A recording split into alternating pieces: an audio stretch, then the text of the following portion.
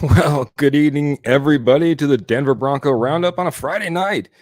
Not just this Friday, every single Friday. We appreciate you guys listening, tuning in, sharing, and subscribing, and listening and being a part of our show. Like I said, every Friday night. Welcome to the Denver Bronco Roundup, brought to you by Rocky Mountain Sports Network, and hey, sponsored by Morgan Trinkets as well. Got to say hello to my good buddy over to the side here, Mr. Trevor Salzman. Of course, I'm Keith Brugman, but this is Trevor Salzman. How we doing, Trevor? Oh, doing great, Keith. Got some really interesting news today.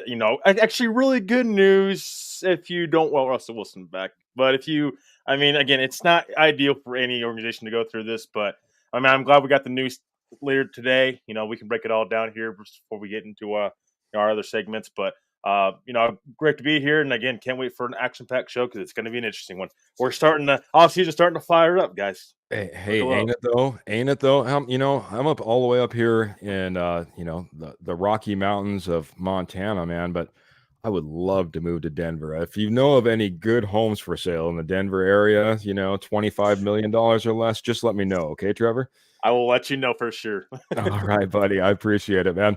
I got some friends coming in on a few different channels, so I am getting some Facebook user on here. I don't know if that's a Facebook issue or a StreamYard issue, but we got our good friend Ernie Mays coming in saying, "Go Broncos country only. Need a quarterback in the draft, man." It's funny you bring that up, buddy. I think we'll have some solutions, maybe some draft solutions in there as well.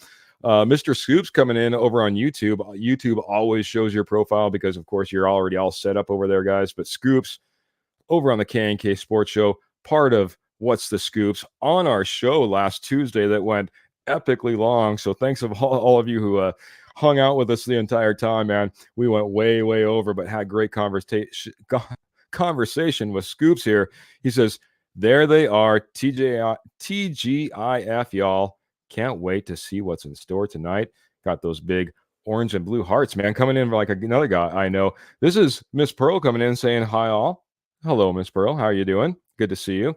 Again, sorry, guys, if Facebook is not treating you right, because I usually see all of your guys' names come in here. So Roy Osborne coming in saying, "Hey there, Keith and Trevor. I want to go back to Montana. It's not too bad, but I'll tell you, it stepped outside right before I got on. A little bit cold outside, man. We're talking like single digits, maybe hitting about 0 tonight. So get bundled up. Come on up."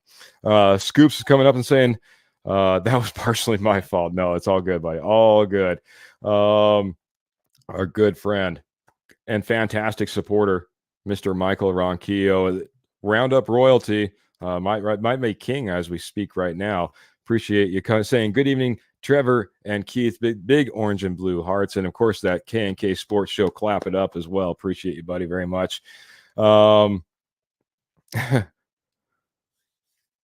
is it snowing? It's not snowing right now. That's what we're getting in from Pearl. It's not snowing right now, but I'll tell you, it's Pearl. We just got done getting about a foot yesterday, so if that works for you. And wow. Same here. It's below 0. And for Roy, well, I hinted at it at the very top, man. We started getting to all these comments. First off, we had Ernie Mays that was saying we need a quarterback in the draft. Scoops coming in and saying he's excited to see, or can't wait to see what's in store tonight, man. I think we got a good one, guys. We hinted around a little bit. All indications, Trevor, looks like we might have gotten a little hint that it is true. Russell Wilson's out the door. Why don't you talk about that for a second before we jump into this? Yeah, so Russell Wilson and his wife Sierra are accepting offers and providing tours to prospective buyers for their mansion in Cherry Hills, Colorado. That news came out today, here just before we got on there. And again, that's the first indication to me that that's likely gonna the Broncos and Russell Wilson are likely parting ways. You're just not gonna sell your house, your mansion, just to get a small little apartment or in Denver. I mean, it's something where I think it's been in the works for a while now. We've kind of talked about it, hinted about it for a little bit now. The biggest thing is his guaranteed salary next month. Actually, a month from now is due for 2025. So it'd be $37 million for 2025 would be due. So if as constructed right now, Russ's contract, he would be brought back for 2 years because of the Yep. guarantees for 2025. And so I think obviously, I don't think Russell Wilson wants to restructure his contract here in Denver, and I can't blame him. Honestly, can't blame him. But I think that both sides are wanting to move on. I think the relationship between Sean Payton and Russell Wilson is a little rocky. We've seen that throughout the season. But despite what Sean's going to say, he's never going to come out and say, "Yeah, it's a rocky relationship." He's never going to say that to the fans. So it's just I think it's something that it's going to come here eventually. I think we'll probably get official news to have this release. It'll be a post June 1st post date. And they'll split up the contract over 2 years. Yep. So it'll help out Denver a little bit there. And then Russell Wilson will be a free agent. And as of right now, DraftKings actually has the Pittsburgh Steelers as a favorite to sign Russell Wilson. So we shall see if that's what's going to happen. I actually also think Ryan Tannehill might be in play there as well. So there's a couple names to throw out there for the Steelers. But big news today in Broncos land. And if you're, I guess if you wanted to read the tea leaves, Russell Wilson was visiting his headquarters in New York and New Jersey area. He was then hanging out with the Boston crowd and getting Jason Tatum signed jerseys for his son right up there in Boston. He's hanging out in a different zip code, and then all of a sudden, the zip code that he owns goes up for sale. I think it's safe to say we know exactly what's going to happen. And as much as, like you said, man, Sean Payton can't go out there. He's got to be throwing up smoke screens. You talked about, hey, we need to get someone in here other than Jarrett Stidham so that we don't look desperate. Well, you don't want to be going out there saying, yeah, we don't want our starting quarterback. That doesn't help anything. That doesn't put you in any better situation in any way. Maybe you gain a little bit of honesty and love from a few fans, and that's about it. Everything from a business standpoint goes right out the window. So looks like Russell Wilson is going to be leaving the Denver zip code, the Cherry Hills address, and finding refuge in another city, another place, and see if he can revive his career. Unfortunately, Trevor, I heard someone talking about this today. We never thought when we brought in Russell Wilson that we were getting a reclamation project like we had seen year after year after year prior.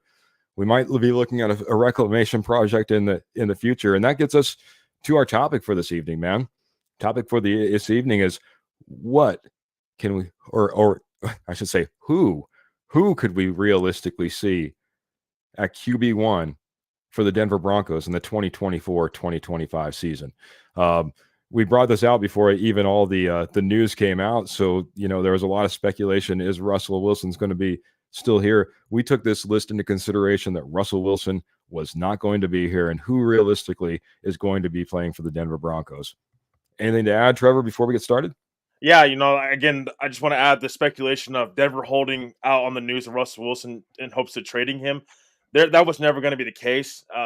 Denver's, again, there's so many different hurdles with that. Russell Wilson actually has a no trade clause in his contract, so they're not going to be able to trade him there unless he would have granted it. And again, a team's not taking on that deal. So there's so many, it's really complicated type situation. He'd have to restructure his deal, and then he would have to, waive his no trade clause to go to another team. I don't think that's what's going to happen. They're going to end up releasing him. I don't think that was ever the case. I think Sean Payton, when it's all said and done, I think Sean Payton, the Broncos, I'm sure they had a conversation with Russell Wilson and really tried to probably get him to restructure his deal once again. I think that's what happened behind closed doors. Now there's Yep. reports out there that happened, or that there was speculation that might happen, but I think that was probably the last ditch effort to try to get him to come back to Denver.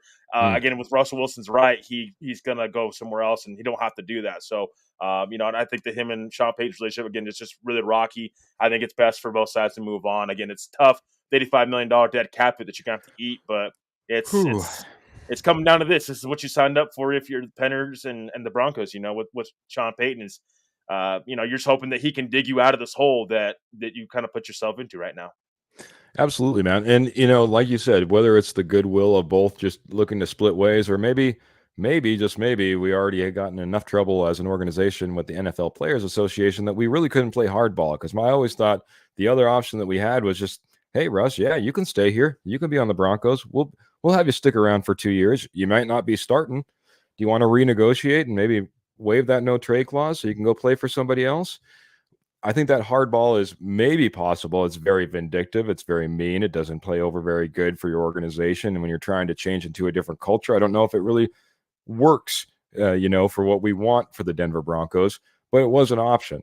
And I think after we already benched Russ and the NFL Players Association got involved, it might have been just a little bit too much to try to play that type of ball game as well this time around. So that being said, looks like Russ is completely gone out the building at this point. Want to hit the comments really quick. This is a little bit of news that is quite astounding, and I appreciate Michael Ronquillo jumping in here over on Facebook and dropping this knowledge. He said Denver Broncos team reporter Phil Milani has announced that he is leaving after 11 years covering the Broncos and the NFL. Wow. That's amazing. Great pairing. I used to watch him over there with Nick Ferguson quite a bit. Nick and Phil did fantastic job together. Love Phil, and I hope that everything's well with him and he's moving on to bigger and better and greater things in his life. Phil will be missed. He was fantastic. I thought he was a great point man covering the Denver Broncos for all these years. So, Yep, I agree with that one. And I remember him and Andrew Mason, a guy that I really look up to in the Denver market, and don't remember those guys as well back in the day. And again, best wishes are with Phil going forward. He was great, and I'm sure he's off the greener, better greener pastures going forward. So best of luck to Phil, and thank you for everything from everybody here at Broncos country. yeah, absolutely, man. Absolutely. Scoops is coming in. By the way, Michael also restated kind of what you said earlier. Pittsburgh Steelers are now the favorite to land Russell Wilson. Scoops coming in and say, I still like Atlanta for us, perhaps Las Vegas. By the way, Jimmy G, if you guys didn't hear, and he's breaking it here too, was suspended 2 games. Likely will be released either way. He was looking to be released from his contract. He had an option for that. There is a little bit of a dead cap in that, but nothing that they can't eat. Sounds like PED from what's reported as the reason he's getting this 2-game suspension. But he's saying that could be a good fit for Russ in Las Vegas as well, depending upon how they view Aiden O'Connell. So, yeah, Aiden O'Connell, I thought had some good points. Young talent, what do you want to do? Maybe bring in a veteran like Russ, and certainly would have the opportunity to play that the get back ball at trying to get wins for the Las Vegas Raiders over the Denver Broncos. So I'm not sure exactly how you want to do this. We can go but, top. We can go start at 5 and go up and start at 5. But so you got to tell me when you want me to drop your list in here. I don't want to spoil anything here. So, oh no, you're good. maybe we'll get halfway through the list at least before we start doing this. So, we've come up with our top 5 most likely scenarios in our minds of what we could see under quarterback, under center, at quarterback for the Denver Broncos. Guys, I love to get your ideas. We're going to start with number 5. We're going to start over on Trevor's list. Trevor, who do you got at number 5, buddy? Yeah, so I have a guy that Sean Payton knows really well from his days in New Orleans. I have Jameis Winston at number 5. The reason I have Jameis Winston number 5 is just, again, in NFL, connections are everything. And so I think, Winston makes a lot of sense in Denver. What I really worry about with Winston is his interceptions. He's a little bit inaccurate at times. That's not going to work here in Denver. But I think that Winston would make some sense here with the connection of Sean Payton. He was 5-2 under Sean Payton in a short stint in New Orleans. He was 14 touchdowns, 3 interceptions with a QBR of 64. Obviously, league average is 50. and it was within 7 games, obviously. So short stint for Winston, of course, but I think he would be a guy that can hold it down maybe for a season. Again, durability. He needs to be a little bit more durable. I think, cut down the interceptions. That's one big thing with him. That's a concerning factor for me. That's the reason I have him at 5. But I think it's the guy that you're going to hear about more and more as time goes on. He'll be cheap too. I think Spot Track had him at like $3 million for Jameis Winston. Yeah. I think I would take that. I mean, right away, I would take that over Jarrett Stidham, and that's something that's saying something. I think, I think that Winston, his connection with Sean Payton. I think Payton may like that as a safety blanket. If he can't get his quarterback, I think Winston would be a guy that you could see maybe battling for a quarterback spot here in Denver. So, Jameis Winston's my number 5 guy. Number 5, Jameis Winston, man. I like the connection, like you said, obviously all the time with the New Orleans Saints. Kind of revived his career in ways. Certainly cut down on the interceptions. It's not like he was able to continue with the yardage. It's not like they continued to be otherworldly as a team, but certainly pulled out some wins. Our good friend Jody Moncrief chiming in. We thought he might be able to join the show. Maybe that's still a possibility, but just reminding us, Winston has not played a full season in 3 years now. Winston was a guy that was teetering on my list. I love the connection, and especially when you look at all the Saints that have come to the Denver Broncos as of lately.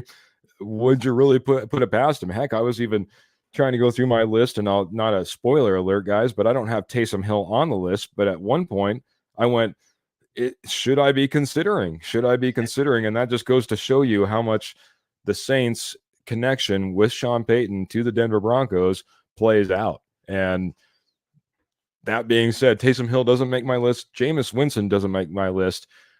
I had a hard time getting over the interceptions. I had a hard time getting over the completion percentage. And when I added that up with his age, now being 30 years old, it's not a young prospect either. So, we talk about, me and you a lot of times, bringing a young guy in and giving him that time to develop. Well, Jameis Winston has fully developed at this point. You're getting what you're getting in a lot of ways. So didn't make my particular list. So got Scoops coming in and says, I know people don't want to go bridge route, but if they did, what about Baker Mayfield? Saints were known as a team that he spent most pre-draft on West Coast concepts, and obviously that was under Sean Payton. Not to spoil your list, I don't know if Baker was on your list. I know where he didn't make my list, but why didn't he make your list? And we'll see if it's the same reason there, buddy. Yeah, so Baker did not make my list because, again, wish list maybe, if we're going wish list route, again, guys, keep in mind here, wish list is different from our 5 realistic quarterbacks for the Broncos. So that's the difference here. We're going more with the realistic route. Baker Mayfield, I mean, he's going to get close to $30 million a year. He's going to be really expensive. Yes, you can put that in a signing bonus. That's true. And then you could have his base salary be low. That's one way you could bring him on. Same with Kirk Cousins. Yep. Kirk Cousins, you can bring him in here for $40 million, put most of that in a signing bonus, but eventually that starts catching up to you because you're married to that guy right away. And It's just with Baker, I don't know. I don't know if he's legit. If he'd be legit your next, franchise quarterback for the next 3 or 4 years. I think he had a great year in Tampa Bay, but I mean, why are they going to bring back Mike Evans? Is he going to have the same wide receiver room over the next few years? That's a team that's starting to age a little bit. So, and I also think Tampa Bay is going to bring him back. I think there's no reason for them to move on from him. I think they're going to try their best to bring him back. And Baker alluded to that actually at the Super Bowl last weekend. He said that they brought in an OC that sounded like they were kind of collaborative on bringing that OC that fits Baker Mayfield. So sound like to me, Tampa Bay is going to be bringing back Baker Mayfield and that they'll hammer out a contract. And I think he wants to go back there. But the financial reasons, it's just not, I don't think it can work here in Denver. Yeah, I have 2 names right at the top of my free agent list. I keep looking off to the side at if everyone is wondering, like, what's Keith doing? He's got his notes over there, guys. He's trying to keep you up to speed and keep the conversation going. But 2 names I had at the very top of free agents that I just don't think financially we can or should or will go after, and that was Kirk Cousins and Baker Mayfield. We have a lot of dead cap if we're moving on from Russell Wilson's.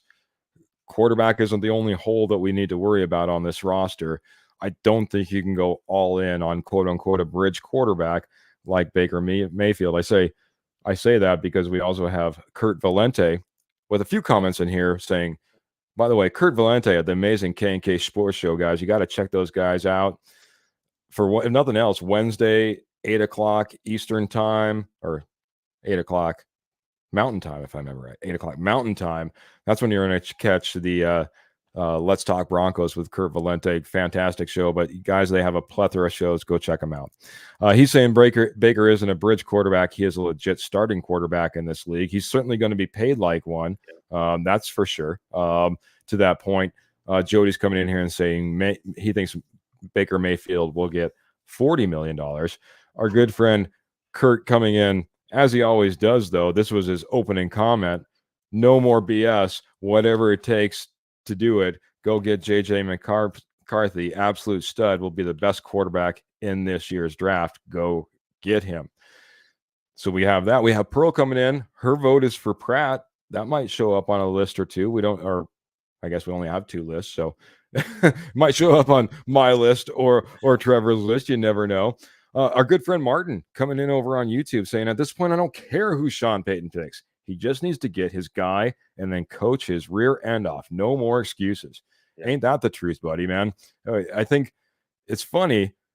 Sean Payton's been here a year, had to turn everything around from what we had in Nathaniel Hackett. And we're already putting Sean Payton on the hot seat and saying he needs to get his guy and coach his rear end off. No more excuses. I think that stems from how many years of just down, bad play, bad quarterbacks, bad coaches. How long has that been going on, Trevor? Yeah, too damn long. Too damn long. But I mean, count the years. That's the thing where we got to take into account, guys. Is just now I think Sean Payton moving on from Russell Wilson. Now he's got his confidence has got to be at an all-time high to coach whatever quarterback he can to the best of his ability. He's got to get the best out of that quarterback because now this quarterback is his guy that he gets to pick. He's handpicking this guy. He's going out on a limb to go get his guy. Now, is he going to get his number one guy this offseason? I'm not sure. But get a guy in here that he can somewhat work with, then I think that's absolutely a possibility. That's why you're seeing him move off from Russell Wilson. It's just pretty clear that those two cannot work well together, and get a guy that he can work well together and hopefully bring this team at least to the playoffs and beyond, obviously. Very good, buddy. Well, I'm going to hit you with my number 5. Boy, it's a name that's been thrown around a little bit, but I like the youth. I like what I saw this year, including a 70.4% completion percentage when he was in the game, in there playing games. He came in for an injured Joe Burrow, and I'm going to talk about one of the top 32 quarterbacks in this league, Mr. Jake Browning, man. Jake Browning, I think, would be a great flyer for Sean Payton to pick up on. He's young.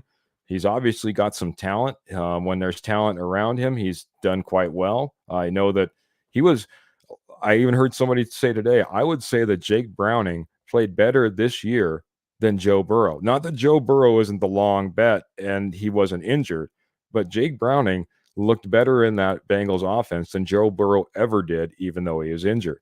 I'm going to go ahead. I would take a flyer on Jake Browning, bring him in, and I think you have something there. I think you have the smarts, the intelligence, and the ability to get the ball downfield. What are your thoughts, Trevor?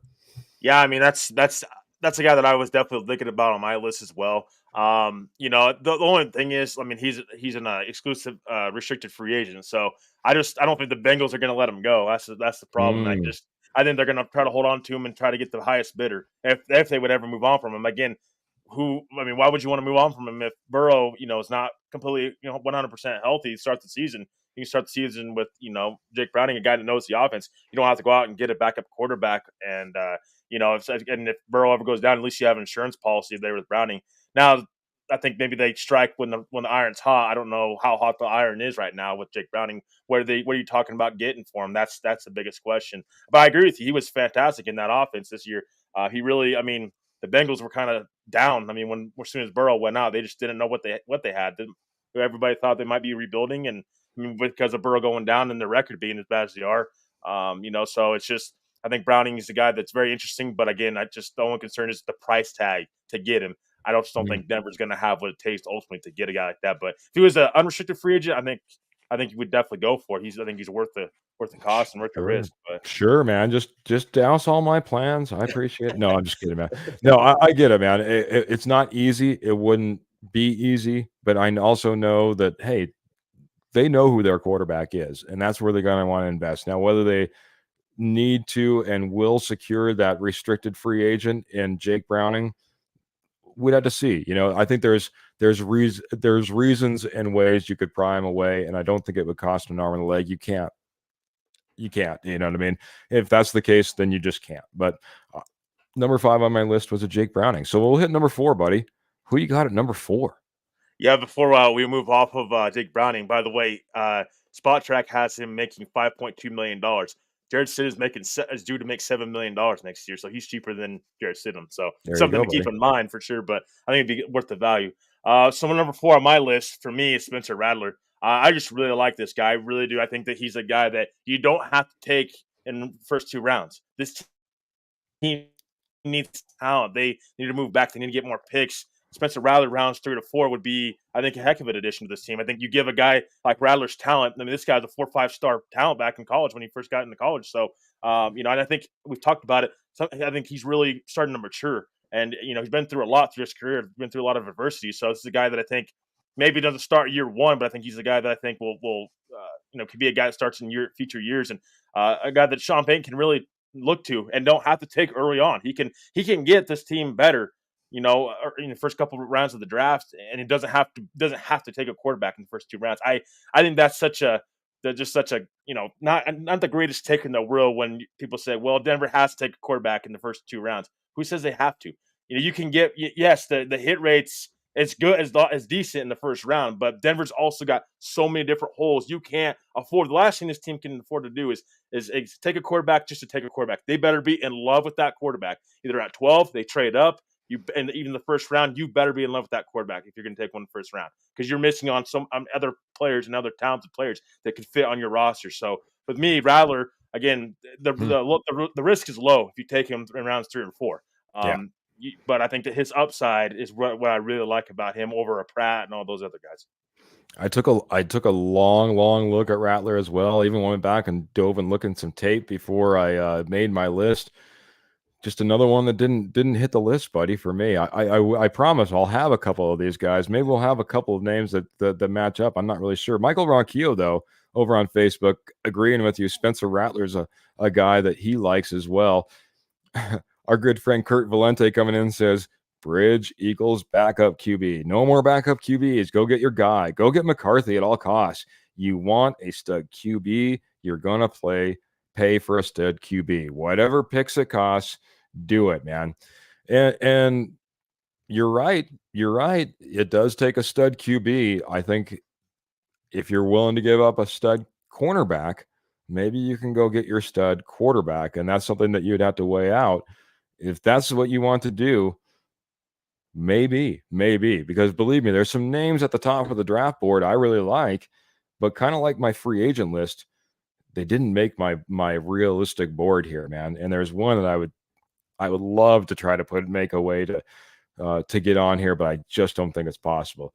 But I'm gonna hit my number 4, man. I'm gonna go a little nostalgic on the Bronco fans out here, all our wonderful fans in the orange and blue who used to pack the stands for this gentleman. And I'm saying, why not bring in Drew Lock? Drew Lock, I think, has the ability. I think he's grown. I think he had a fantastic coach in Pete Carroll up in Seattle. And I think he's only gotten better since he's left the Denver Broncos. There's a guy that's still only 27 years old, guys. There's guys coming out in the draft that are almost that old. So really young guy, has the tools. We all saw it. Not the best completion overall on his career, 59.7, but he's been on the uptrend, especially with Seattle.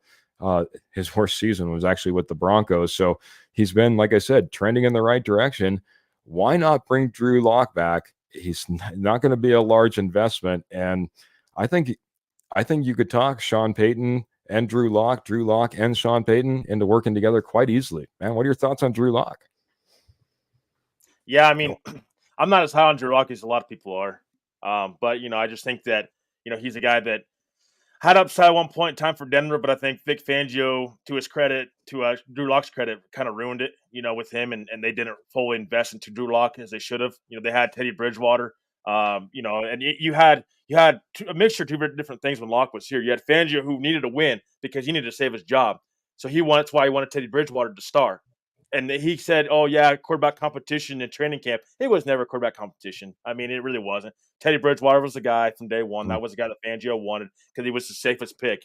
But that's the thing is you had a head coach that needed to save his job, wanted a veteran quarterback, and then you had a rookie quarterback that you just drafted. It just didn't ever match up, and it's such a interesting situation with Drew. I just don't ever think you can rely on him to be your starting quarterback. Maybe competition, but and he's going to be cheap. I agree with you on there. He may be worth the gamble if you're thinking there's still some upside there, but he didn't beat out Geno Smith in Seattle. I mean, that's the thing, and it's just I know Geno Smith has really stepped up to the plate, but I think Seattle was getting in that trade for Drew Lock. I think they were thinking maybe this is a guy that we can roll with for the next 3-4 years and maybe can be our starting quarterback. Maybe we can try to flip flop and get more players and more picks back surround him.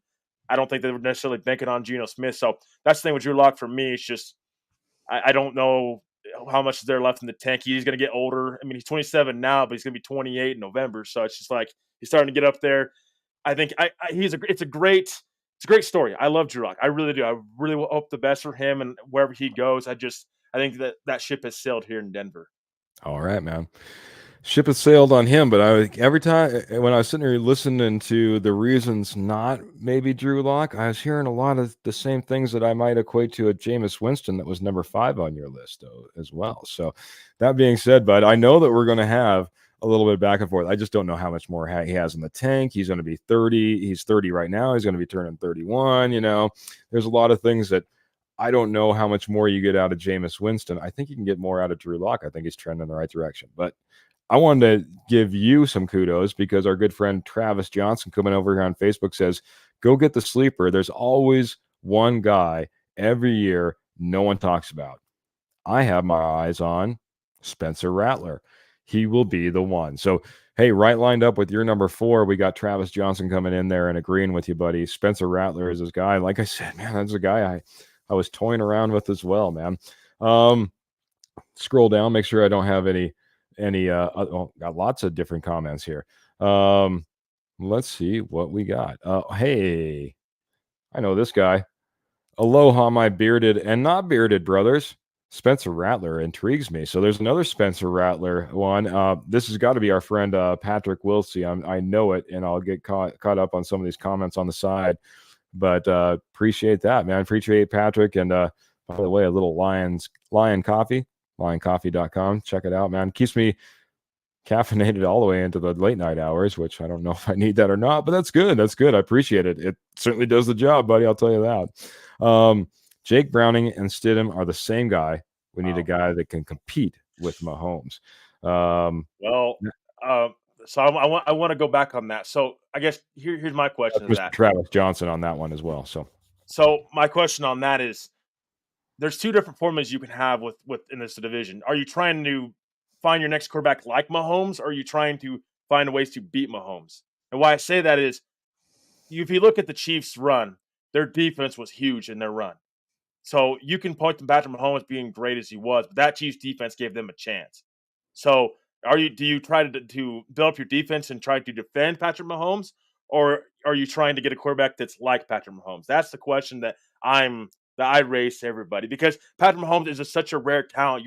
It's really hard to find a Patrick Mahomes type like quarterback, and you might be chasing your tail trying to do that all these other years. Everybody says take a quarterback every year if you have to. Continue to take quarterbacks until you find one, but you're missing out on a lot of players that can help your team. I mean, You really are. Like, there's so many different ways you can build your team up. The 49ers, I know they lost, but they had a heck of a team around Purdy, and they did what best that they could with Purdy, and they're in a great situation continuing going forward. So it's just so many different ways to build a quarterback. I just don't know, chasing Mahomes, chasing the Chiefs, trying to get that next Patrick Mahomes as quarterback is realistic and should be something that you would want to do if you're Denver. Well, I think you always try to. You always chase for it. You always look for it. And if it's attainable and you think it fits within the parameters of how you're building your team, then maybe you go for it. Maybe even stretch a little bit beyond. But like you said, man, I don't know what kind of position we're in, nor to try to be going up to the top of the draft board. And that's why we want to hit this realistic list. Realistic like our good friend over here, this is Mr. Patrick Wilsey, kind of agreeing with you. Defense to attack Mahomes, QB to not make the mistakes, in his opinion. Limit the mistakes. Like I heard someone say, it was there's been a few of them that said it, but you don't.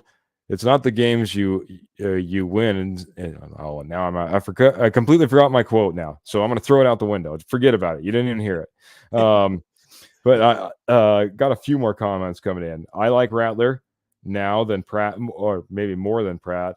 Pratt has a weak arm in his opinion. That's Mr. Roy Osborne. Rattler and Penix have the strongest arms in the draft. Both are accurate. And that's coming in from Mr. Travis Johnson as well. He's also saying Locke is unknown. I think Peyton would get the best out of him. All right, man.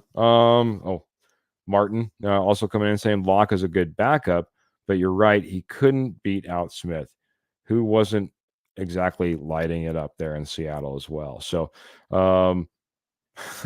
Spencer Rattler sounds good to me. Go Broncos country only. And that's, of course, our good friend Ernie Mays. And our good friend Graham coming in over on YouTube saying, hey, appreciate it, Graham. Good to see you, sir.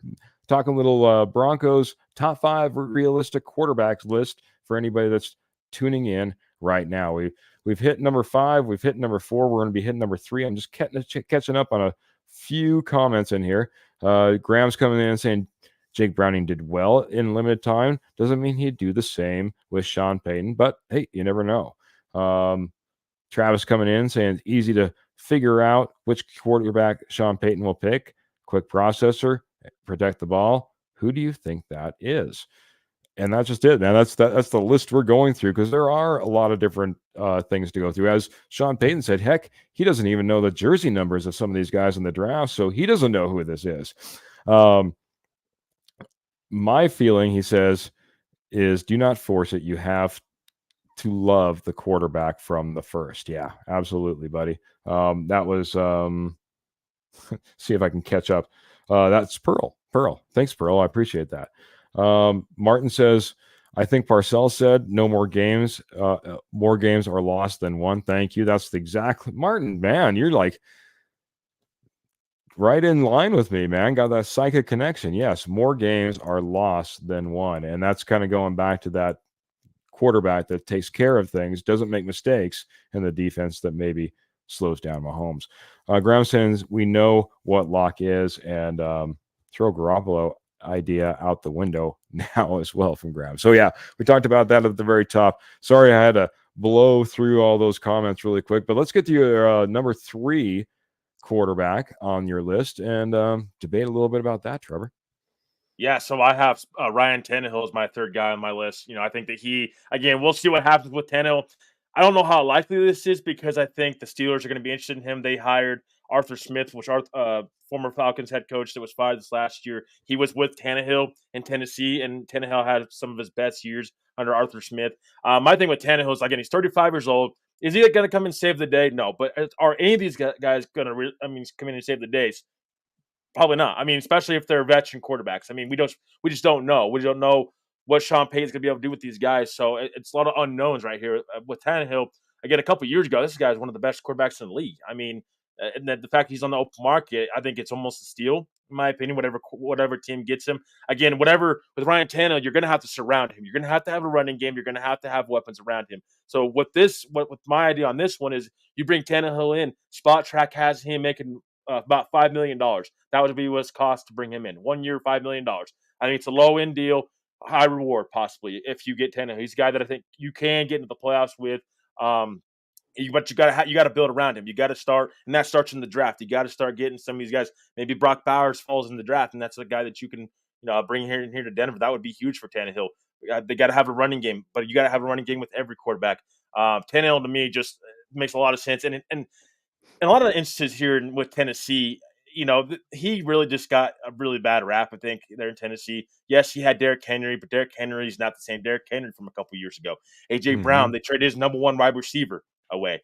How we always talk about weapons. He didn't have a lot of weapons in Tennessee. That offensive line, oh, by the way, they struggle. There's a reason that they are slated to pick in multiple mock drafts a left tackle. So I mean, there's so many holes there in Tennessee, and that's a team that should have started rebuilding years ago.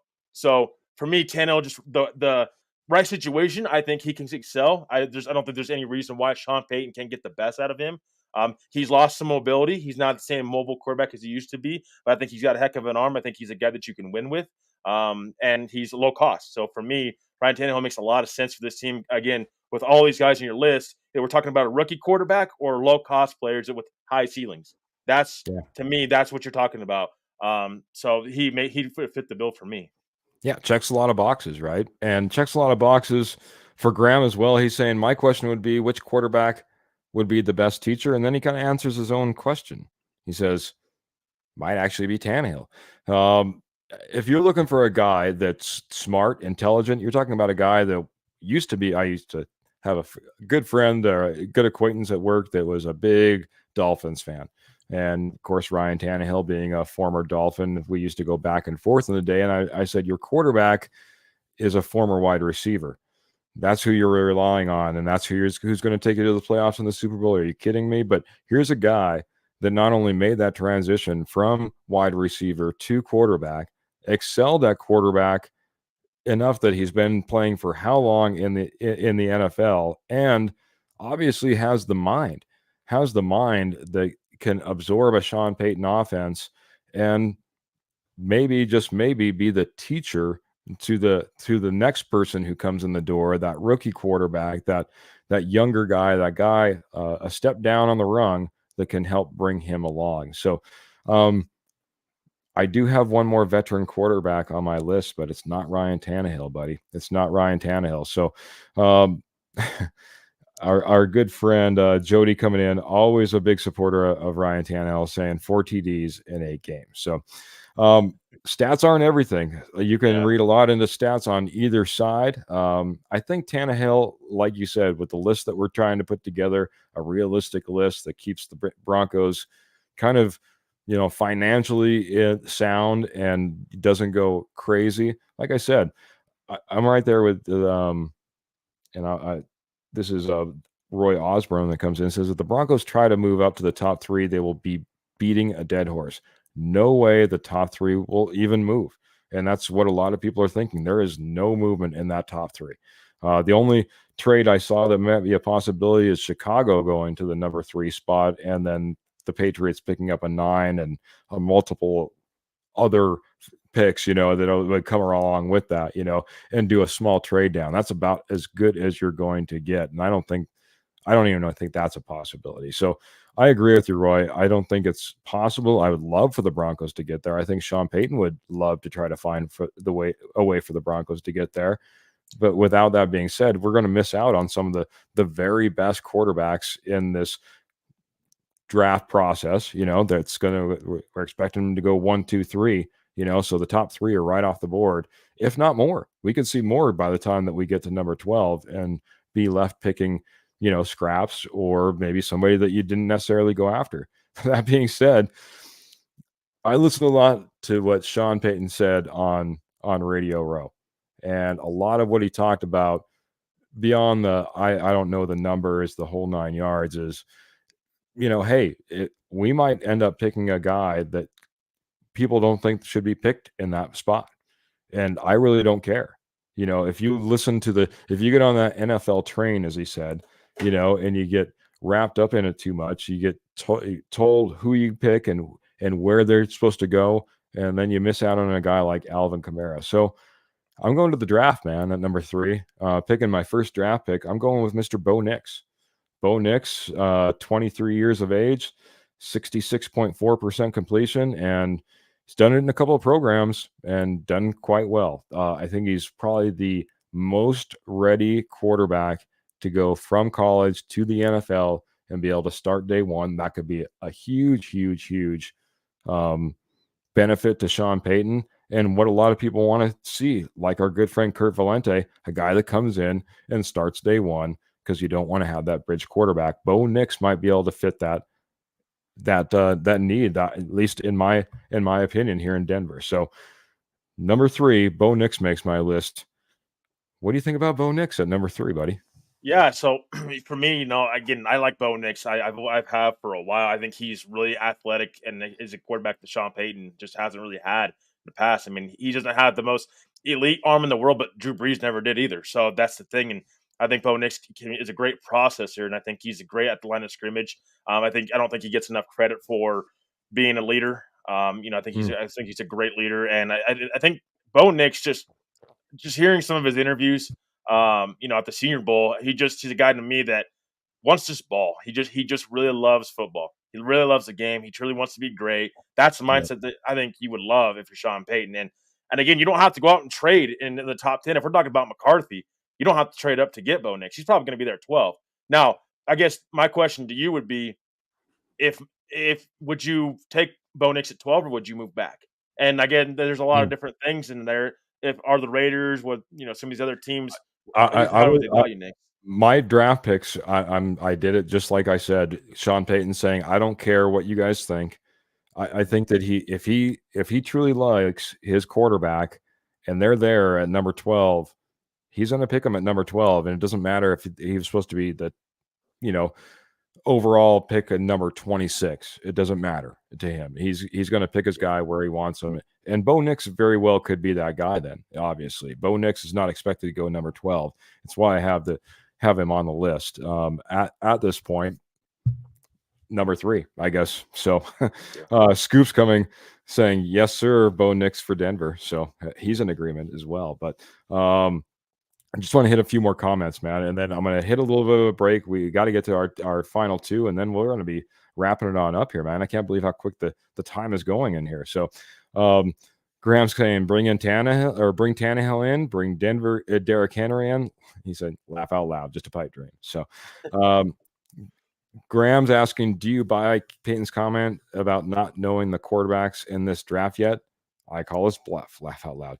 Yeah, I think it's a lot of smoke as well. I think he's playing the game. He said it on about 16 different shows, so it certainly wasn't off the cuff. Trevor, are you in agreement? Yeah, he kind of tooted his own horn there because he was talking about Caleb Williams, before came to Denver. So he knows about these guys' numbers. There's no way that you can go into this process. You're getting rid of Russell Wilson and not know these rookie quarterbacks because it's Yeah. your job to know that these guys that's a bunch of bluff. Peyton loves to do that to the media, so he's hard to trust the media. He's never going to come out and tell you the truth, right? But I mean, you're expecting that. I mean, I wouldn't expect him to. He also said that Russ really wants to be back, and that means a lot. He was talking about a lot of different things, man. I Yeah. don't know how much we can buy into it. Our good friend, it just scrolled on me. Ernie May is coming in saying Diamond in the rough, Rattler, JJ McCartney, Bo Nix. For Michael Ronquillo, 1, JJ McCarthy, or 2, Spencer Rattler. Graham's coming in and saying if he's the most NFL ready, how come he's not considered the number 1 pick? Upside, past, didn't look really good in Auburn. If you want to go back and start being picky, I don't think that he's he likes to check down a little bit more than I think that a lot of people would. So, his confidence to throw the ball out there and spread it evenly across the field. There's a lot of different things, and he doesn't have the athleticism that you might see in a Caleb Williams that's going to be able to run all over the place and really make you look silly, or a Jaden Daniels for that matter. So that would be the reasons I would say. Oop. Bo Nix, Michael Ronquillo has a number 3. I think this is ding, ding, ding, ding for me. I'm not really sure, but he's saying thanks. JJ McCarthy, Rattler, a great big surprise. And that was, I'm not sure who that was, but we'll get that all lined out. Before we start getting to our top 2, bud, I got to tell you a little bit about a fantastic sponsor that we have here, buddy. It's Morgan Trinkets, man. Morgan Trinkets is an online company. They're an in-person company as well, as you can see them at a couple of shows. But what they are is a company that specializes in Southwest jewelry and pottery and real estate gold at wholesale prices. They were started in 1990, So they have over 33 years experience. And while they were once nationwide, they still do those shows in Northern Colorado and Cheyenne as well. Talk about some fantastic pieces, man. They have silver starting at $10, but it goes all the way up to $2,000. So if you're looking for a little something special, and I literally mean that, a little something special at $10, or if maybe we're being a little coy and saying a little something special, they got all the way up to $2,000 as well. Real gold, guys. Everything is 100% real, whether it be 10, 14, or 18 karat gold. They have free shipping on any order over $50. The way they do that, guys, is right through their Facebook page. And I'm going to see if I can pull that up here, guys, in just a second. I'll drop that in the comments as well. But Morgan Trinkets is what you're looking for. Morgan Trinkets. They accept PayPal. And if you happen to be at one of their shows, they take those credit cards in person. So check out Morgan Trinkets. Morgan Trinkets, again, for all your Southwest jewelry, pottery, and estate gold at wholesale prices, man. I'm telling you, I got some of the images, buddy. I think I'm going to be in line. I have anniversaries coming up, of course, birthdays come around all the time. I want to be checking out Morgan Trinkets. You should too. Morgan Trinkets. Check them out over on Facebook, and I'll drop that in as Trevor starts talking about his number 2, and maybe we'll reveal your list here. Maybe we'll throw it up on the screen here while I get that dropped in the comments as well. It's going to reveal his number 1 as well, guys, but it'll get you up to speed on everything that we just got done talking about, 5 through 3. And now, Trevor, who's your number 2? Yeah, so I mean, this is a guy that we've been hearing a lot about over the past, I would say, past couple of weeks as we get closer to free agency. This is another veteran free agent, but a guy that has a lot of upside. And this is Sam Darnold. As Keith will review my list here pretty soon. There you go, Sam Darnold. This is a guy that, again, reclamation project. It's reclamation project time for Sean Payton. You know, he's has to go out there. He has to try to find his guy. But I think it's really who can he get kind of diamond in the rough that he can get the most out of. And I think Sam Darnold's that guy. And I know people are going to say, "Wow, Sam Darnold, he hasn't been great. He's not lived up to expectations." I get what you guys are saying. I agree. But think about the 2 organizations that he was with: the New York Jets, the Carolina Panthers. Those 2 organizations, probably some of the worst organizations in the NFL developing quarterbacks. So this is the thing. I think Darnold with Shanahan and his offense there in for the 49ers, lots been said about how high they are on Darnold. Why can't Sean Payton, a guy that's a former first-round draft pick, we talk about it a lot, how you need a first-round draft pick to win in this league. Why can't Sean Payton get the most of Sam Darnold? And he's 26 years old. He's not that old, guys. He's not 30 years old. This is a guy that's young, and he still has time to grow.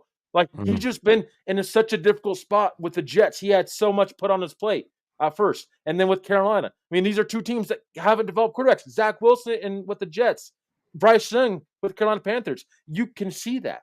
This is a guy that I think right organization, right fit, could be real upside fit for Sean Payton in this offense. And the guy that I think, again, he's not going to cost you anything. It's worth the get. And this is a guy you sign in free agency, and you go through the draft not having to take a quarterback round 1. And maybe you set a guy like a Rattler, or if Bo Nix falls into the second round and you get a second-round draft pick and you trade back, maybe this is a guy that you could have be your starting quarterback for the time being. And he's a guy that is pretty durable. He's a guy that we've seen play against us before. Seen it last year in Carolina. I mean, this is a guy that, again, a lot of upside to his game. There's a reason the Jets picked him, and there's a lot of teams that were interested in Sam Darnold at the time. And this is a guy that I think you can get some upside on, and is still at a young age and has that big arm that you're looking for in a franchise quarterback. Now, I'm not saying he's going to be a franchise quarterback. I'm just saying this is a guy that you could get the most out of, and maybe he turns out to be a guy that you stick here for 2 or 3 years. There you go, man. First off, I got to hit Graham real quick saying what you mean. Jets were a phenomenal organization. Ha, ha, ha. Yeah. And Carolina, no better at the time that he ended up landing there. Martin's coming in also saying, I don't mind Darnold at the right price. And that's kind of what we're talking about, putting together the Broncos at the right price and making sure that, we would all love to say, I'd love to dropped in Kirk Cousins or or a Baker Mayfield into my list, but I couldn't do it financially. It didn't make sense. I'd love to say Caleb Williams is my number one pick on my list, but there's no way that we're going up to the number one pick. So that's not an option as well. So yeah, Arnold at the right price. But this is my concern. Arnold does have the tools. I mean, talk about an arm, and he could deliver, and I think he did it both as a Jet and a Panther, if I remember right, against the Denver Broncos, that he ended up beating us down, certainly as a Carolina Panther. But he doesn't have the completion percentage, and that's not something you can necessarily teach, I don't think, especially all the time that he's been there. That's the only reason I have trouble with Sam Darnold. He has the arm, he has the ability, and heck, he might even have the want to go ahead and pitch it down the field when it's not necessarily there. But his accuracy is what hurts me the most. And I just think there's better options out there, man. I think there's better options out there than your Sam Darnold. But that being said, I'll go ahead and I'm going to reveal, I guess, my list as well at the same time. Well, Go ahead, buddy. So I want to go on Sam Darnold. He's never had an offensive-minded head coach before. I mean, I guess he had Adam Gase, but Adam Gase did not do anything for him. And he's not had that bright offensive-minded head coach before, other than having Shanahan this year. And they were prepared to start Darnold this year. Signing him, if Purdy would have missed some time, they were prepared to start Sam Darnold. So this is a guy that I think Shanahan thinks a lot of. If you're Sean Payton, maybe this is great to to pry a guy like Darnold away from a guy like Kyle Shanahan, because Kyle Shanahan, I think getting Sam Darnold, I think he sees upside in him, and I think a guy like Sean Payton, there's something to do with. If he could get the best out of Winston and Taysom Hill and Teddy Bridgewater, why can't he get something out of Sam Darnold? Former first-round draft pick, the talent's there. He just got to be more consistent. You got to put weapons around him, put him in spots to be successful. Again, Denver's got to run the football well as well. At the right price, you can get Sam Darnold. I think the upside's there. Yeah, and Martin's coming back in here and saying Darnold would allow us to trade down and accumulate picks strategy. We need more picks because we have a lot of holes to fill. Something that you've been pounding the table, man. Pounding the table on all night long, man. Lots of holes. You don't want to waste any more draft capital, chasing a quarterback unless you're absolutely in love with him. I mean, he's got to be the home run guy, man, if you're going to go ahead and you think you're going to invest anything big into this quarterback position. I think there's a guy that's going to still be there, man. And we talked about Sean Payton and him on Radio Row, and he talked a little bit about young guys and bringing them in, and it made me think about who's the young guy that everyone would like to bring in. So I'll go ahead and I'll release my list. Number 2, I have JJ McCarthy. Listen, the guy went out there. He's a winner. He's with a winning organization. 67% completion, plus national championship winner, carried his team, not maybe in the last game, but in that playoff round, man, he found ways to get them into the title game. Just showed me things that he can do. And heck, he's only 21 years old. So who knows what the possibility is? It's a big investment, but hey, man, if you think he's your guy, Sean Payton, if you think he's your guy, I can't believe I did it, buddy, but I talked myself into it. JJ McCarthy here at number 2. So what are your thoughts, man? JJ McCarthy. And hey, that's picking at number 12. You think he's there? And I think he's there, obviously, right? I mean, I don't know. There's a lot of smoke about McCarthy. Again, I would caution everybody just be cautious right now. We're right in the middle of rumor season right now. So many different things are floating out there right now. And here's my question. If teams are so high on McCarthy and they're going to pick him top 10, why are they bringing this up now? Why would you reveal that you have McCarthy this high on your list this early in the draft process? To me, it's smokescreen to what something else might be happening. And that's just my opinion. I think McCarthy, I like McCarthy's upside. I really do. My thing is with McCarthy, I think it has to be the right fit. I think a team like Atlanta for JJ McCarthy would be perfect for him because he has playmakers around him. Bijan Robinson, Kyle Pitts, Drake London. He's got guys around him ready to win now. And so for me, that McCarthy there would fit. In Denver, who's he have? And there in Michigan, he had to have other people. And Yeah. Michigan led the Big Ten in rushing yards and attempts 2 years in a row with him at the helm.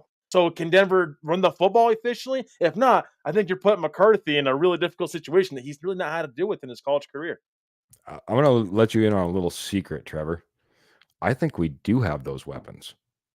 I just don't think we've had the quarterback to unlock those weapons. So I think we're going to see that play out. I just can't buy in that Cortland Sutton isn't that great, that Jerry Jeudy isn't that great, that, Javonte Williams isn't that great. I think this is all coming back to one common denominator, and the fact that our quarterback play hasn't been that great. And because of that, teams can tee off. Teams can scheme very easily against us, and I think that we'll actually have a lift from our play across the board. So, well, I'll flip back over to your list. I'm going to get to your number one. I've kind of already spoiled it because I had him a little bit lower, but go ahead and talk about your number one, buddy. Yeah, so I think you made great points. Again, we'll see if Jerry Jeudy and Cortland Sutton are even going to be Broncos next year. We'll see. I kind of think they're going to mix up that wide receiver room, and they kind of have to. It hasn't really been working the past couple of years for Denver. But yeah, so for me, I have Bo Nix number one for me on my list. He's the guy that I think would fit Sean Payton's offense perfectly, in my opinion. I think this is the guy. Again, for me, I'd rather trade back and get Bo Nix. I don't love him at 12. The biggest question with Sean Payton is how in love is he with a guy like Bo Nix or any of these quarterbacks in this draft to pick him at 12.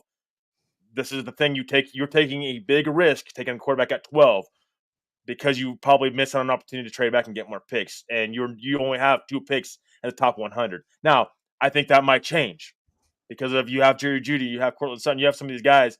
Depending on what their value is, you could probably move. Garopollo's also been a guy that is getting really, so there's some heat there that he might not be back next season. So again, we'll see how that pans out. But I think for Bo Nix, Joe Klatt kind of mentioned something that Sean Payton is looking for a point guard type. Bo Nix can be that. He's a guy that can read a defense quickly and can get the ball quickly. Bo Nix, in my opinion, can get that. Drew Brees didn't have the biggest arm in the world. Yes, it's great to fall in love with some of these guys that do have a big arm. McCarthy is one of those. I also like Drake May.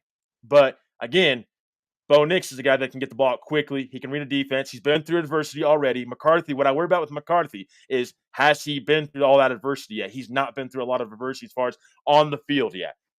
Now, he's been a great backstory. He's really proven a lot, but he's not been through all that that Bo Nix has been through, that Michael Penix has been through. So for me, Bo Nix, I think he's a guy that you can start day one and you can compete. McCarthy, you might have to sit him a year. And Bo Nix, to me, especially if you could trade back, I think this is something that Denver should really be thinking about. If you like him, because this is a guy that I think you can plug and play and can be efficient in this offense. And again, love his athletic ability. And he can zip the ball in the middle of the field. He can see the open the middle of the field really well. And maybe he doesn't have the best deep ball in the world, but again, Drew Brees didn't either. So it's just Bo Nix to me makes a lot of sense here. I think if you're Denver at 12, I caution it, but trading back, or even if he falls in the second round, there's been some buzz that he may even fall in the second round. Maybe Denver trades back from 12, gets that second round pick, and maybe they can move up. Maybe you trade Jerry Jeudy, package that with your second round pick, and move up in the second round to get a guy like Bo Nix, and you get a guy in round one that maybe fills a hole. There you go. I got to ask you really quick. Any concern about his record against the SEC once he wasn't in the SEC? I don't have really concern over his record. I mean, again, that's not just on. I mean, that's good competition. That's the good competition now. I mean, yeah, but again, he doesn't have to play year one. That's why I say maybe you trade back. He doesn't have to play year one. Okay. I'll leave that up for Sean Payton to debate that. That's why I say maybe go after Darnold in free agency. He can start day one. Bo Nix is your backup, and he can be your guy that can step in if Darnold don't work out or gets hurt. But you don't have to play Bo Nix day one. That's why I say I don't love picking him at 12, but trading back for him, I think that's something that you can definitely see, and I like that better than having to take him at 12 because there's a little bit of pressure of starting him day one. I think if you take him at 12. Yeah, agreed. The one thing I am concerned about, like a lot of people talk about trade. We're kind of sitting in no man's land. We'll have to see how the draft actually shakes out, but number 12 might not be the best place for hey, well, let's just trade back. Well, that means somebody wants your spot too. You know what I mean? Number 12, it seems a little bit more like no man's land. I'd rather be sitting there like, the Falcons at 8 or something like that, where people I feel like they want to move up a little bit more. We'll see what plays out. I did want to hit Kenny Kirkpatrick of the fantastic K&K Sports Show. And heck, the host of Around the Horseshoe, man, when we play that on the Denver Bronco Roundup as well. Kenny, of course, great friends. Check out the K&K Sports Show, everything he does over there. If you like some Giants, he's got you covered. And, of course, the K&K Sports Show as a whole, wits and wagers, you name it. But he says, I don't know. I can't put my coaching career on Sam Darnold. Maybe Tannehill, yes, but not Darnold, in my opinion. What are your thoughts on that, man? Because this is, hey, Sean Payton, he's only getting a shot or two in order to get this right. Would there be concern that since you had Sam Darnold, at number 2 on your list, that you're hitching your ride to the wrong pony, I guess? I mean, that would be part of the process of thinking. Would be what could you how great could you get out of Sam Darnold? What's the upside you can get out of Sam Darnold? That would be part of the process and decision making. Again, Sean Payton, I don't think he's getting fired next season, though. I mean, let's be honest. I think he's getting at least 2 more years to get this thing right. And so that's why I say, okay, maybe he hitches his wagon, but he's also really restricted in what he can do. Yeah, you can go out and get Kirk Cousins and all these other guys, but you're also taking a bigger risk on that when you just gave up. You just gave up on Russell Wilson, the dead cap hit you have. You're kind of stuck right now. You don't have so many limited options. That's why I say Sam Darnold, I like him better than more of the safer pick and low upside of like a Brissett. Talk about Brissett, yeah, he's a safe pick, but there's very little upside there. You said about Winston, yeah, that's true. But Winston, the only reason I have Winston in this list would be because of his connection with Peyton, and I could see that, and he's low cost. So I think that you're hitching your wagon on any of these quarterbacks, to be honest with you. So it's just what quarterback you decide to do that with. I agree. You brought up Brissett. I looked at Jacoby Brissett. I even looked at Tyrod Taylor. But like you said, what's the upside? What's the long play on someone like that? It doesn't seem like there is one for those guys. It doesn't seem like a solution in any particular way. And that's part of what I was looking for when I was kind of hitting my list. Are some of those solutions as well? So without further ado, I guess my list. Roy Osborne is saying there's no way that Darnold is better than Stidham. Both of them aren't good. I don't know, Roy. I'll be honest. If you look at least where they were at, valued out in the draft, experts were saying that Darnold and Stidham were on the opposite ends, and he may have just gotten the wrong shake, the bad shake, land on a couple of bad teams. I wouldn't wish the Jets and the Panthers on my worst enemy for most days. Right up there with the Chiefs and the Raiders, I guess. But that being said, I'm going to switch over to my top 5. And in my top 5, man, I have Mac Jones. And this is a name that came up early in the process. It's a name that Sean Payton was rumored to like quite a bit. This is a guy that's still only 25 years old, a guy that's completing 66% of his passes in the NFL. This is a guy that, has a little bit of swagger about him as well, has a little bit of attitude. And I think that honestly kind of matches up with Sean Payton just a little bit as well. I think there's a guy that could come in, and once again, it's not going to cost you an arm and a leg to go get a Mac Jones either.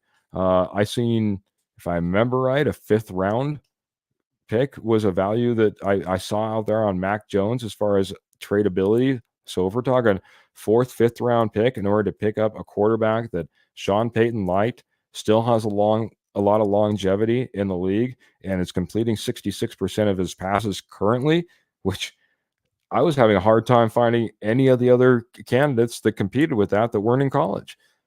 I think Mac Jones is a legitimate candidate to come in here. And he talked about that guy, again, Sean Payton on Radio Row, talking about those guys that people had given up on and have come back and revived careers like a Baker Mayfield, and how that worked for him. Is there a better example than Mac Jones coming to the Denver Broncos, reviving his career and becoming outstanding? I don't know if I can't think of another one. And Pearl, I love you to death.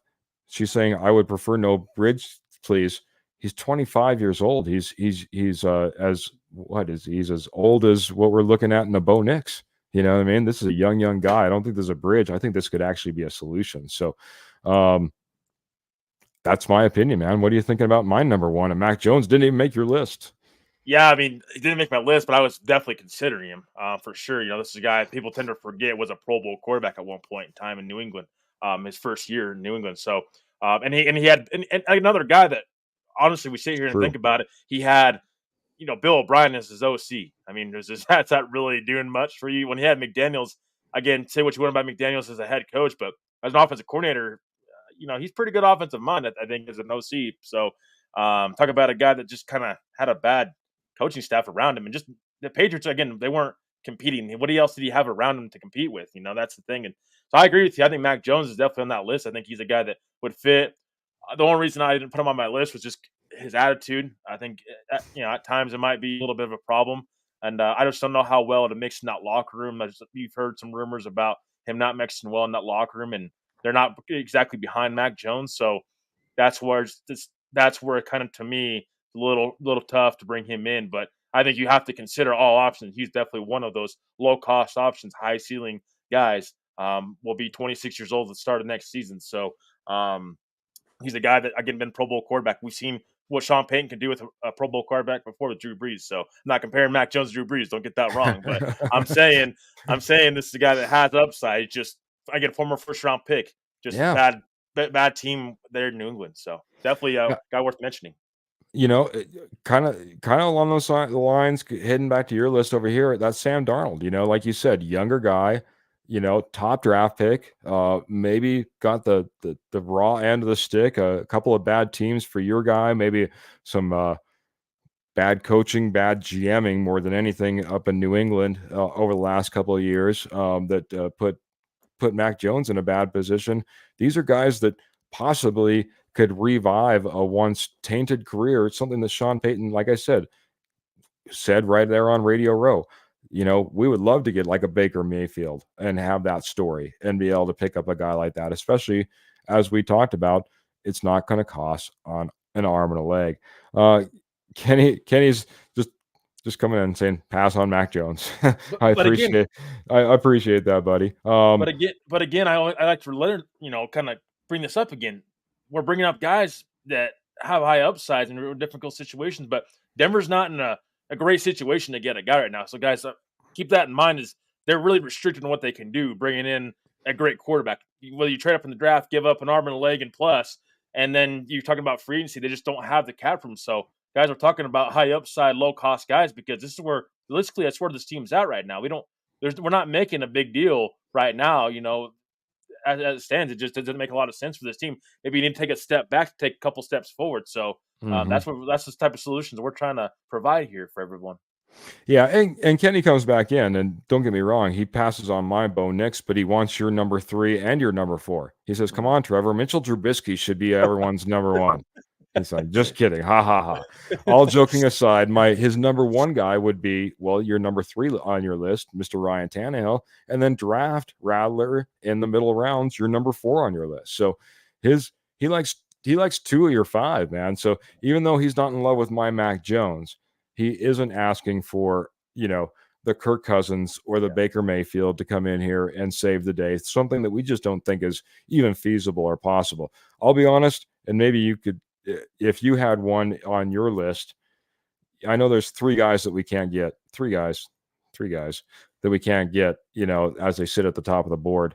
If there was a possibility of making it that's not on my list, and Sean Payton decides he's going all in and trading the farm and Aunt May and and your little dog too, in order to get there, it would be Jaden Daniels for me. It'd be Jaden Daniels, and that's the route I would go over Caleb Williams, over Drake May. I think Jaden Daniels is going to be that guy that's going to turn heads and be one of those, maybe one of 2 guys that come out of this draft, and we can say, hey, there's a legitimate quarterback in the NFL 5 years down the road. Do you have one of those guys? Yeah. I definitely had a guy in mind that I was really tempted to put on my list, but he's not real. I don't think it's exactly realistic. I love Jaden Daniels, by the way, too. I agree with you, Keith. He's a guy that I have high on my list. I think my only thing with Jaden Daniels is he needs to protect himself when he's running. You're going to get hit by 260-pound linebackers that are nothing but muscle. You have to protect yourself, especially with his size. He's going to have to start doing that. But I think he's got all the tools, elite tools, Yeah. to be successful. We talk about all three of these quarterbacks at the top of the draft. They're all different quarterbacks, but the thing is, similarities here is True. all three have elite abilities that separates themselves from the other guys. So for me, this is kind of again wishful situation. Is Drake Yeah. May? Is Oh, Drake there you May? go. Drake Okay. May, but it would be not at 3. It's if he falls in the draft, like some Mm. people are trying to say. Again, I'm not buying into the whole rumor situation. Drake May didn't have the best college year this past season. The year before, he was one of the best quarterbacks in college, and this is a guy that is incredibly accurate, and his size is ideal for a quarterback. And I think a guy that would fit perfectly in Sean Payton offense. So this is a guy that down the board you would if you're the Denver Broncos, it would be a guy you would want to trade up for, in my opinion. All right, man. I like it, man. I'm not as high on Drake May, so like you said, if he falls and you're in love with him, yeah, you need to start contemplating that. Do got a question coming in as well. If you guys, and this is coming in from Kenny's, I'll give you guys a name.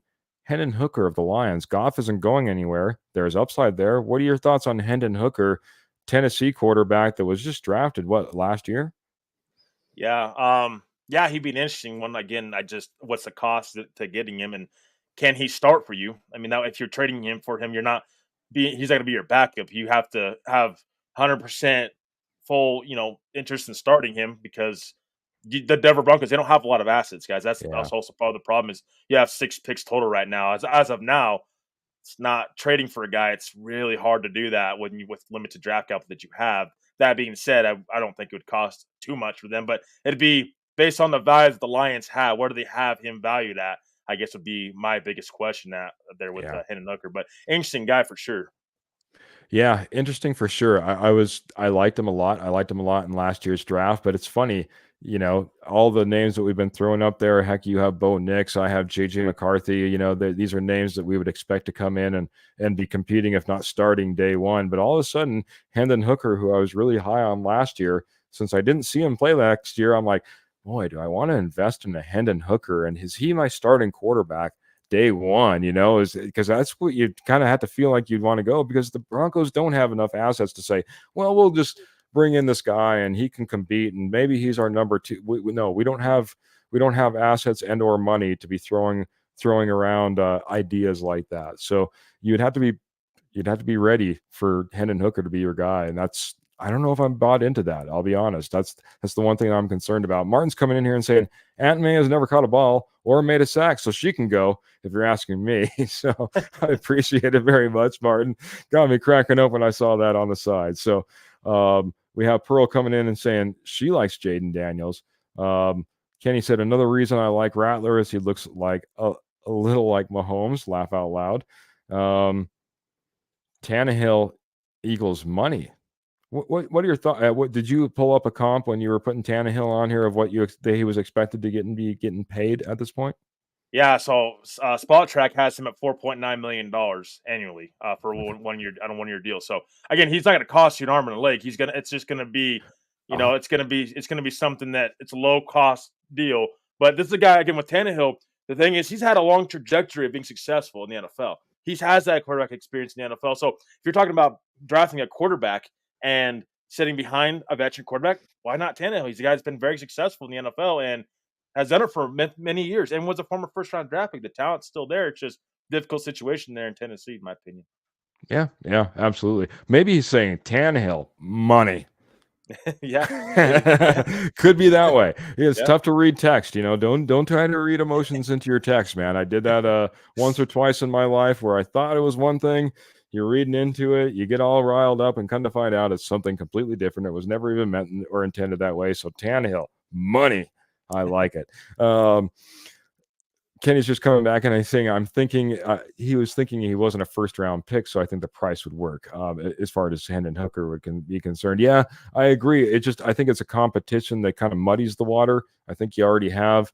Heck, if you want a Stidham in there, do you feel like Stidham or Hendon Hooker are that big of a difference?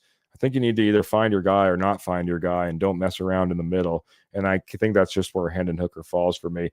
And maybe Spencer Joyner. I appreciate you coming in here on YouTube, and maybe you're a big fan. But this is a guy that just couldn't make my list. He's asking, what about Gardner Minshew? Because he's a free agent. What are your thoughts on Gardner Minshew? And then, hey, after this, we better start wrapping it up and getting on out of here, man. It's getting a little bit past our time.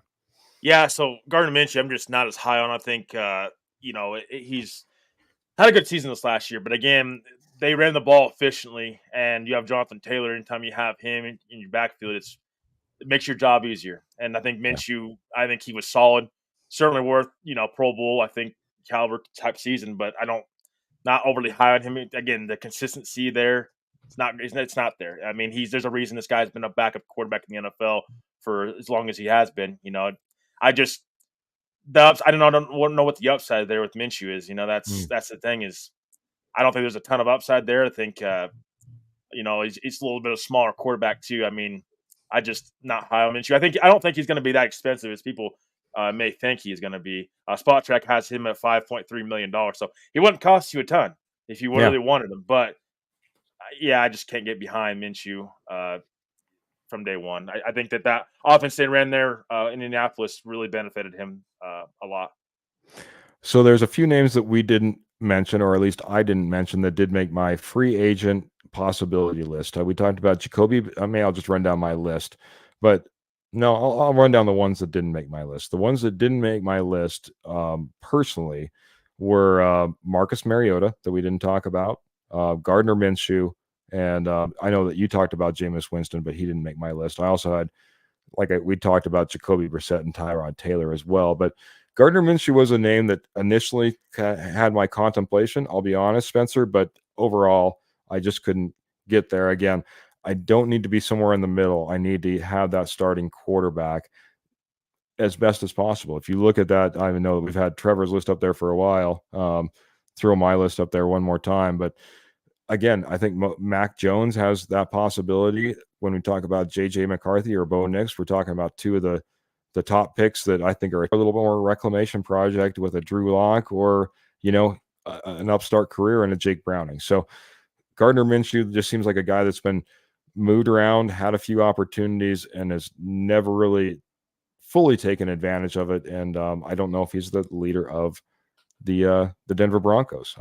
Kenny Oh, and kind of agreeing there. So real quick, with Minshew, he had connection with Steichen in there with Philly, and he in there in Indianapolis. So I think he's a guy that is a Steichen type of guy, a Steichen type product. So I worry about if he gets out of that system, how efficient will he be? I think that would the biggest concern for me would be. absolutely, man. Well, I know that we've had a fantastic hour, man. Went through this top 5 list. I know, hey guys, I'd love to talk about the most fantastic and interesting prospects, and we dove a little bit into that. I had a little bit of that talk too, but I think we had some fantastic discussion about truly who could be a quarterback under center for the Denver Broncos in the 2024-2025 season, as it looks like Russell Wilson is going to be moved on. House is now they're taking offers on the house. He's being seen in other places, and quite honestly, the national media have been thinking about it and talking about it for quite some time. Russell Wilson is all but gone from Denver. Guys, before I get out of here, let's go ahead and let's get some final thoughts from Mr. Trevor Salzman as we wrap up, and then I'll say some final goodbyes. Yeah, so I just want to bring this also up. We didn't get to this with our quarterback list, but Jonas Griffith is re-signing with the Denver Broncos, 1 year deal, $985,000 is what he's making. I think that's real quick on my thoughts on that, and then Keith, I'll let you extend it after I get my final thoughts in. But I think with him again, does it mean that Jewell's gone? I don't necessarily think that just because it's such a low end deal. You're hoping to get the most out of Jonas Griffith. I think special teams is really where he excels. Was good a couple years ago, but again, hasn't been consistent. Yeah, so injuries are a big thing with him. You can't count on him going forward. I don't expect this to be something that Josie Jewell's not back now. I don't know. Think that's the case. I think that you need to get younger at linebacker, and Drew Sanders needs to step up. But I think that this is an insurance policy, at inside linebacker and a great guy on special teams that I think this team really likes. So just kind of quick hitting on that one. But that was a deal that happened a couple of days ago. But I also want to thank everybody in our audience. Again, you guys are fantastic. This is real fun show and fun topics to talk about. We'll be all this obviously updating this list as time goes on and news hits, and we'll be getting back into some of this as well. And we'll have also top 5 lists on other positions of need as well throughout our way to kind of to free agency and the draft and everything. Will be getting started. So we'll have our little list as well, kind of future shows going forward. But I want to thank everybody tonight for joining our show, and you guys are the best guys, and we really dive deep into this and give you the guys the best content we possibly can. So if you guys could please like, share, subscribe, and turn on that notification bell, that would be perfect, because you get these great shows twice a week. Right now, we'll be having draft shows coming up. We'll be having free agency shows coming up. So really tune in, guys, because again, there's funds are starting, and this is the time. I mean, let's go Denver Broncos country. And again, thank you guys for everything, and I hope you guys have a great weekend, and go Broncos. Yeah, absolutely, man. Gotta say, man, gotta love you guys. All the people in the posse, all our supporters, all of you that show up every single show, whether it be our Friday night show, whether it be our Tuesday night show, whether it be that Sunday night show that gets sprinkled in there every now and then. But guys, right now we're on every Friday, 7 p.m. Mountain Standard Time. We're on every Tuesday, 7 p.m. Mountain Standard Time. Rocky Mountain Sports Network. That's who we're brought to you guys by, guys. I didn't even talk about them hardly at all tonight, guys, but Rocky Mountain Sports Network. Check them out for all your Colorado sports need, whether it be Broncos, Avalanche, Nuggets, or Rockies. You can check them out on the web, www style. You can check them out on X. You can check them out on YouTube, Facebook. Man, check out Rocky Mountain Sports Network. I'm telling you guys, you won't be disappointed. On top of it, guys, we're sponsored again by Morgan Trinkets. Check out Morgan Trinkets, again, for all your Southwest jewelry, pottery, and real estate gold at wholesale prices. Morgan Trinkets, I dropped the link in right over there on Facebook. Start transacting over there today because, man, 33 years in the business, guys. They know what they're doing. They got you all the right deals on all your silver and gold. Finally, guys, I want to thank all of you. Like I said, simply the best. As Kenny's coming in here, I think he's talking about all of you guys here that join us every single week. All the regular faces, whether it be the Ernie Mazes, the Michael Ronquillos, the Claytons that are out there, the Patrick Wiltseys, those guys over at the K&K Sports Show that we love so much, whether it be Scoops or Kenny or Kurt. Thank you guys so much for being in here. All the new names that we've been getting as of lately, like a Spencer that joined us in here a little bit later, Martin, who's been a regular as of lately as well, man. We appreciate you guys so much, man. I tell you what, Broncos country, you're big, you're strong, and we keep on growing. Please like, share, and subscribe. We'd love to get this conversation going, have all those fantastic side conversations some of you guys were having over there, in the chat, being the great posse that you guys are. Again, thank you so much. This has been a fantastic episode of the Denver Bronco Roundup, brought to you by Rocky Mountain Sports Network. Love to continue the conversation, so search us out, me or Trevor. You can find us out on Twitter or on Facebook as well if you want to continue this conversation. We love having those off on the sides. Had some good ones over the months, over the years, even for me. So, guys, got to get out of here. Remember, it's not going to be that far. It's right now. It's Friday night. Just it seems like it's only a few days away. We'll catch up with you again on Tuesday, 7 p.m. Mountain Standard Time. Make sure you hit that bell, as Trevor reminded you. And of course, guys, well, keep your boots in your stirrups, keep your guns in your holsters, and keep the Broncos into your heart. Until next time, guys, we're out of here. Have a great night.